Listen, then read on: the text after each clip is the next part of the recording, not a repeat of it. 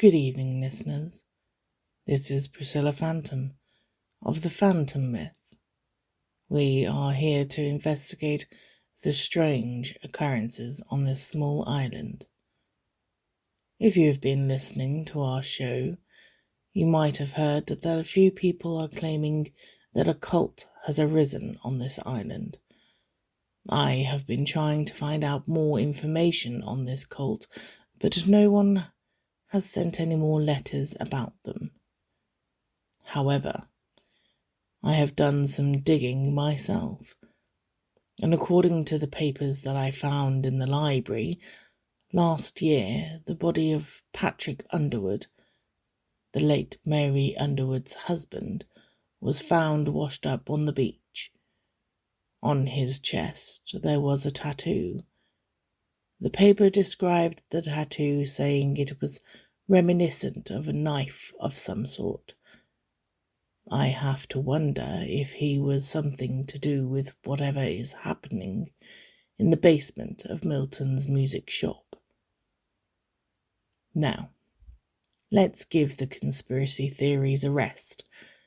For tonight's show, we have a letter from Isabella Horn, the cousin of Edith Horn, the lady who thinks she is possessed by a demon named Trix and is currently in jail for murder. This is going to be a long night. Isabella claims to have dreams of the gods where... You know what?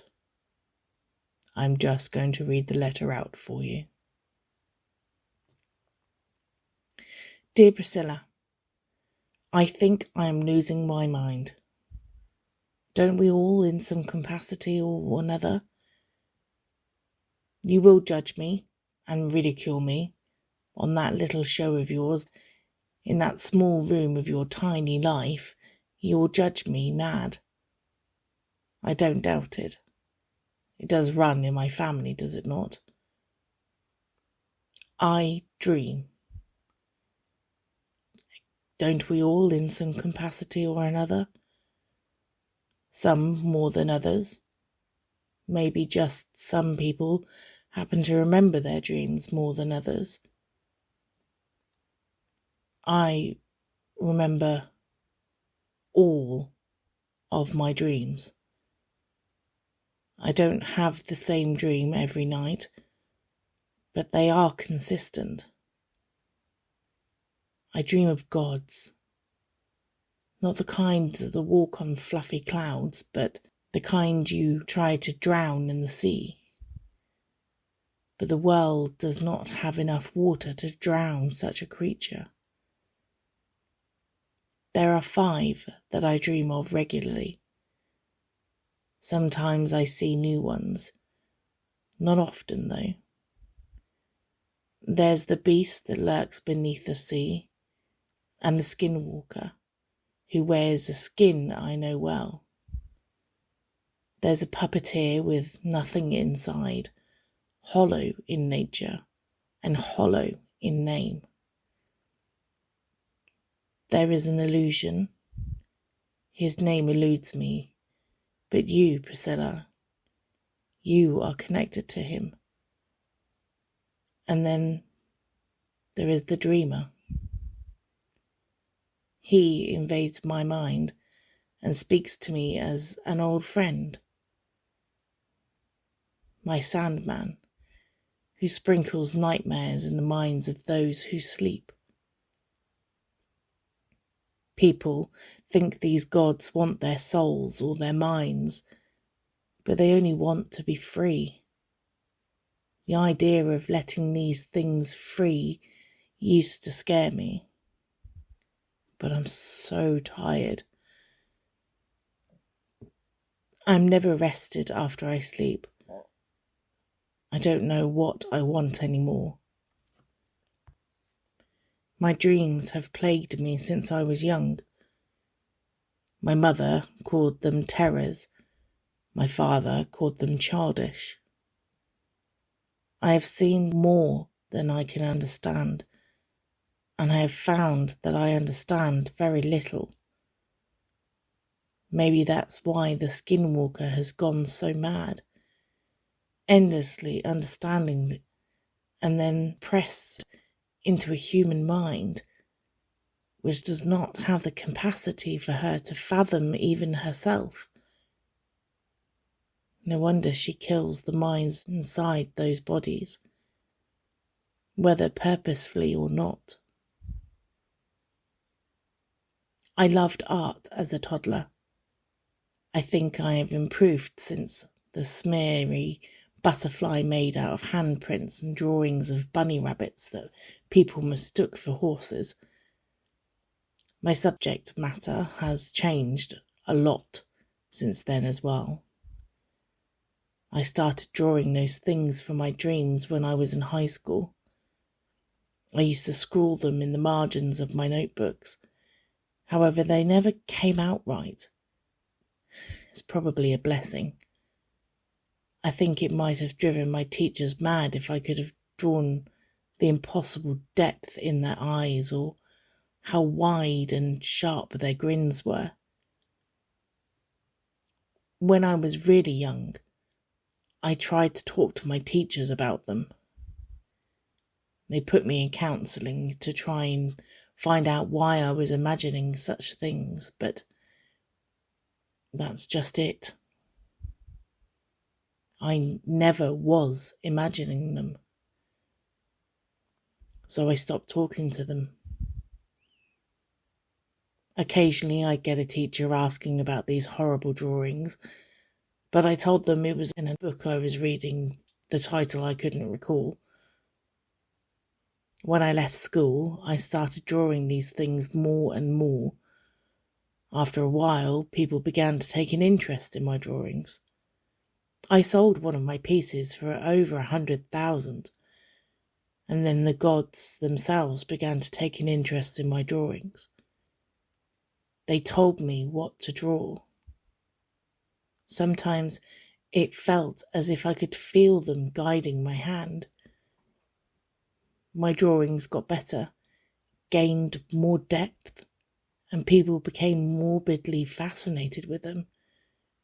I could finish a drawing in a night and sell it for thousands. I got offered to display my work in the Underwood Gallery in town. I did quite well for myself. I made more money than I ever thought I would doing what I do. Everybody talks about how hard it is to be an artist, that the best thing an artist can do for their career was die. It was certainly true for my friends and everybody else I knew, but my art just took off. Like I said, I think I assumed it was driven by a morbid curiosity. It was some time last month when I decided to attend a speech from Elliot Winton, who is probably one of the most talented artists on this island besides being a good friend of my father's. I sat through the talk, drank my wine, and spoke with all the people I knew I should be speaking to. Being an artist, it isn't just about the art, it's about who you know, and I have a knack for speaking to the right people. Afterwards, I decided to wander around, eventually finding myself surrounded by my own paintings. It was good if somebody important was admiring your work. It never hurts to introduce yourself, and I guess I wanted to see how my pieces were displayed. There were a few people milling around. One man recognised me and asked me a few questions. I ended up giving a small talk to a few people that were interested. About halfway through, a man wandered in. He asked a few questions and he seemed fine, friendly enough. However, after a short while, he began to wander around the room, glancing at each piece with the briefest of interest, as if he were looking for something that he hadn't yet found. Finally, he stopped in front of one painting, an oil canvas of one of the gods that I saw in my sleep, the one that resides beneath the sea. He began to breathe heavy, fear in his eyes, but he said nothing, just stared at this painting, and I watched as he lifted his hand and carefully placed his fingertips in his mouth and bit down, straight through the bone. I gasped, and everything turned to chaos. The security guards rushed towards him, but this man ignored it all. He stood there, staring at this painting, blood dripping down from his mouth and down his arms, and a distinct crunch of flesh and bone between teeth could be heard.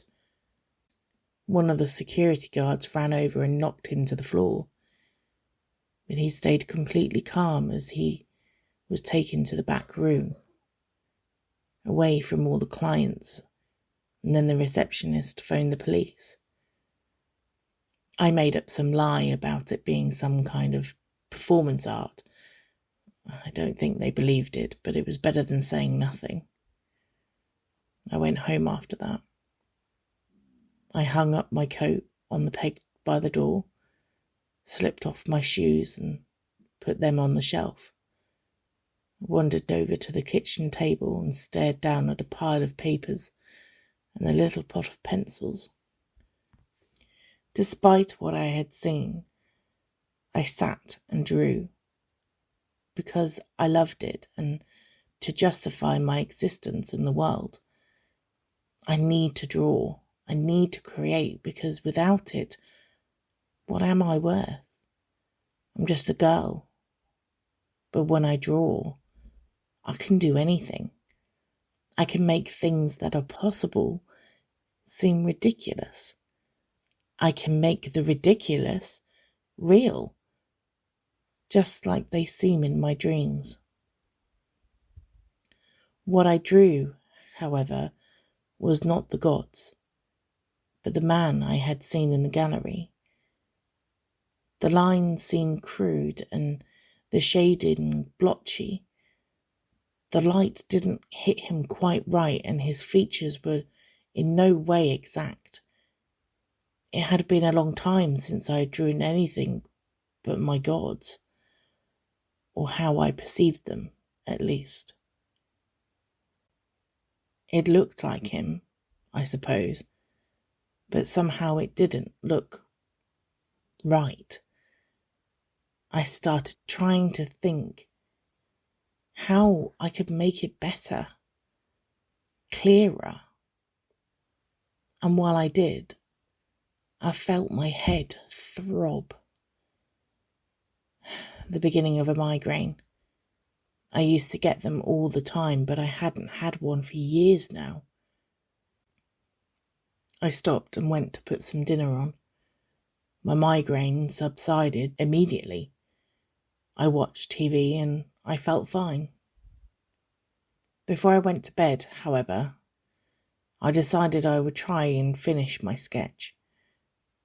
But as I sat down at my kitchen table, a pencil in hand, it began once again. It hit me as soon as I looked at the drawing. I dreamt of the gods that night. I wandered through the garden of dead things that were not plants and probably never been alive, and I sat in a chair carved from bone. The Sandman sat opposite me, and we played a game on a checkered board. Not chess, nothing like chess, but a game of strategy nonetheless. We played with pieces that moved, and for uncertain stakes that I didn't think I could bear to lose. But I never would lose whatever stakes we played for. I would never lose, because we would never stop playing. After a few rounds, he knocked the pieces to the floor where they died. We had a new board, ready to continue the game. Instead, the Sandman got up, and I followed. We meandered next to a river of stone and past trees made of mist. I stared in the sky and sun burned blue, so deep down in the murk. We wandered together through their hell, and not a word was said between us. The further we walked, the more the world seemed to fall away, leaving us in a void. Still creatures squirmed in the nothingness around us, watching but not speaking, not approaching. For a moment, I thought to myself how terrible this world might look to somebody who had not been accustomed to it. Just as we reached the very edge of nothing, so close to a reality, my reality, I heard a whisper in the back of my mind. I paused and turned to the Sandman to find that he was no longer there.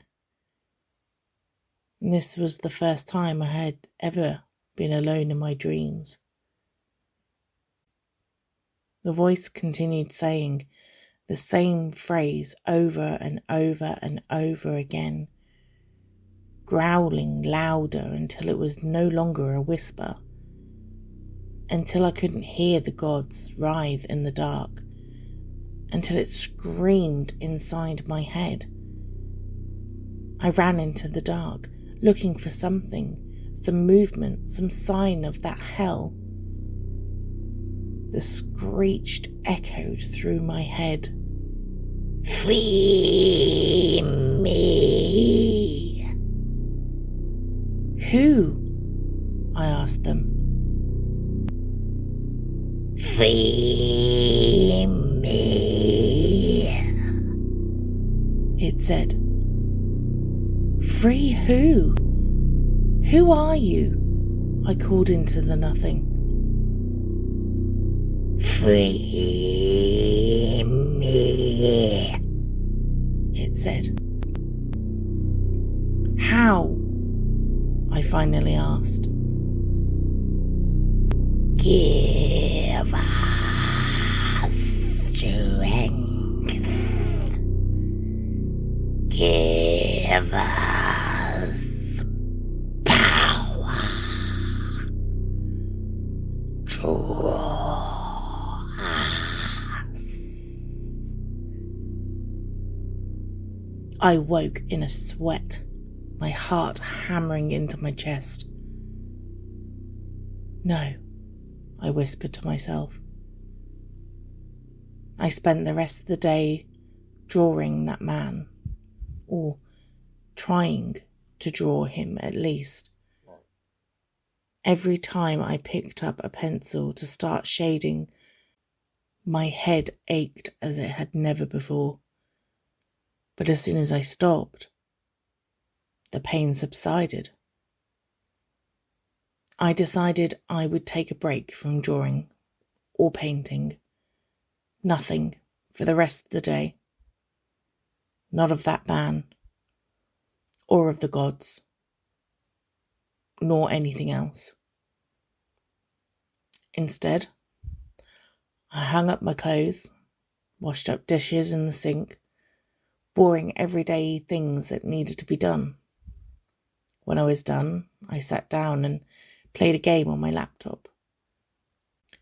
It wasn't an interesting day, far from it, but it felt good to take a break. However, when I went to bed and I closed my eyes and drifted into sleep, my dreams felt sharp. The world I found myself in was jagged. It was always jagged, but today it felt directed at me. Things watched from the dark, and the Sandman stood before me. He towered over me before dissipating into the world. He was part of the world. He was the world. He blinked his many eyes and he said nothing. I stumbled into this world, tumbling forward, looking for my old friend, my old enemy, my old tormentor. From somewhere behind me and below me and above me and right alongside me, the gods laughed, a bitter laugh, full of disdain. I balked at the sound and froze. The laughing continued. They all laughed. "What do you want?" I asked them. "We want to be free," they said. "Aren't you free?" I asked. It was a stupid question. I knew the answer. I knew their intentions and I knew their power. Why would they need me if there was nothing holding them back? The gods were silent for a time. I listened to their silence, and it told me everything. "We need you," one voice said. It sounded so small when not accompanied by the others. I knew this voice to be my friend. The world collided within itself. A shape emerged. It was not the Sandman's body. He had no body, only a visage he wore, as you would wear a coat. He crouched down before me. "Free us, and we will give you the world. When you're done, will there be a world left?" The gods spoke to me. I listened to them, and it told me nothing. When I woke, I found that I was already sitting up in bed. My eyes adjusted to the light, but I didn't open them. My eyes were open when I woke. My heart thumped in my chest to remind me that I was, in fact, alive. I still found myself doubting it, though.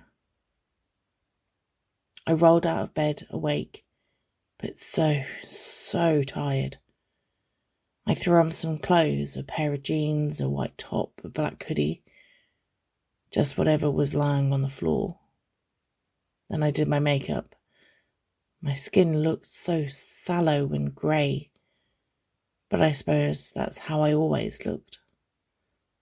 As I left the house, I grabbed a jacket and a pair of sunglasses. I didn't feel like networking today, but there was something I needed to know.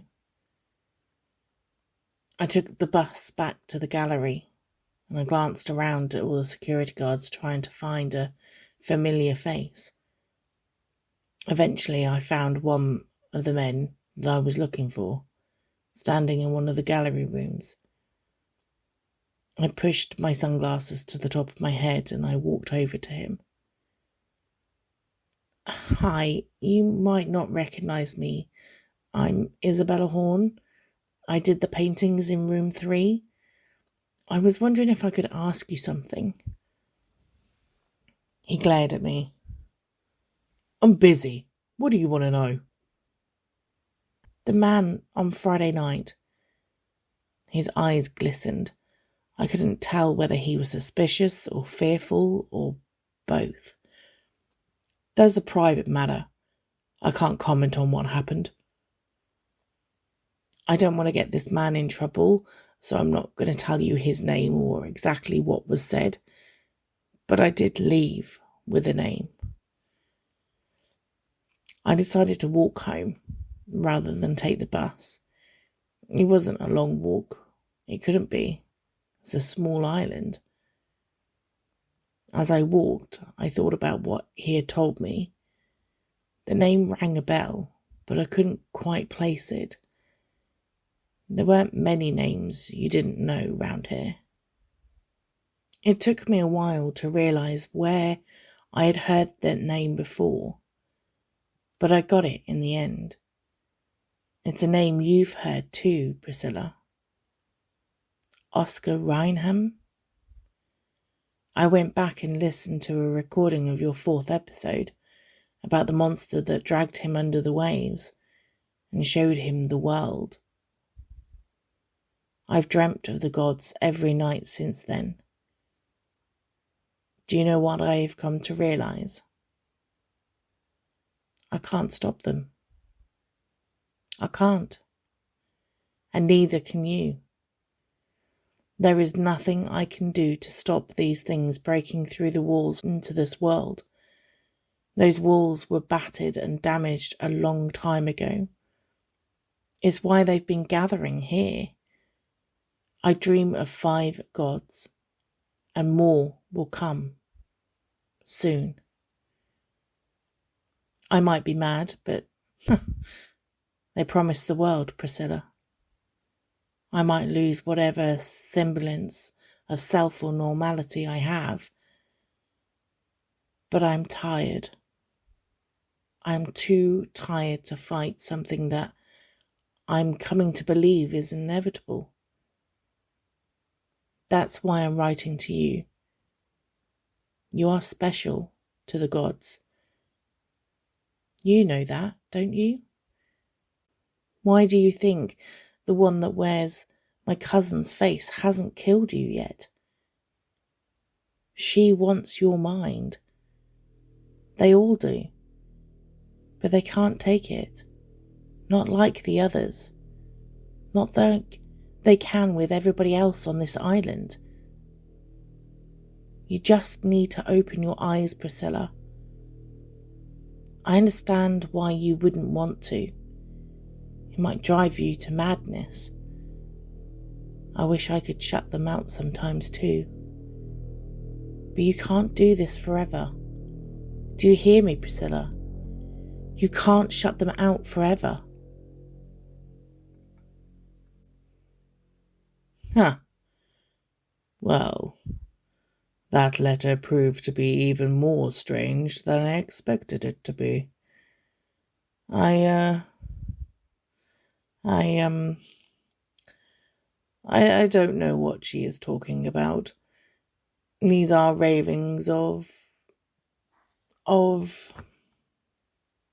I think this girl needs some help. There are no terrible ancient gods on our doorstep. I am not special. My eyes are open to what is real. But she talks of things that are not possible. I do not doubt that there is something strange happening on this island, and I have to admit that Arthur Smith was right on one account. There does seem to be some kind of cult using the basement in Milton's music shop. However, what I can say for certain is there are no gods waiting to wreak havoc on our world. It is not possible.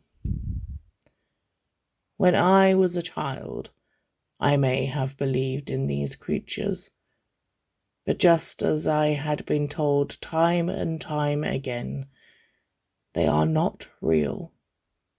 There are no monsters. There are no gods. The supernatural is not real. I will find out what is happening here. I will prove that there is a rational explanation for all of this. You just need to look at the details. I hope that gives you some comfort. Sleep well, dear listeners. The voice of Priscilla Phantom is Lyndsey Evans. The Phantom Myth was written, edited and produced by Sasha K. Williams. Thank you for listening to this episode. Hope you enjoyed it. Did you know that the TikTok algorithm is in of itself an eldritch monster? Think I'm wrong? unknowable thing with no corporeal presence. Check. Stares into your soul and judges your worth based on arbitrary specifications. Check. Makes decisions seemingly at random but with sinister motives. Check. Have a great day.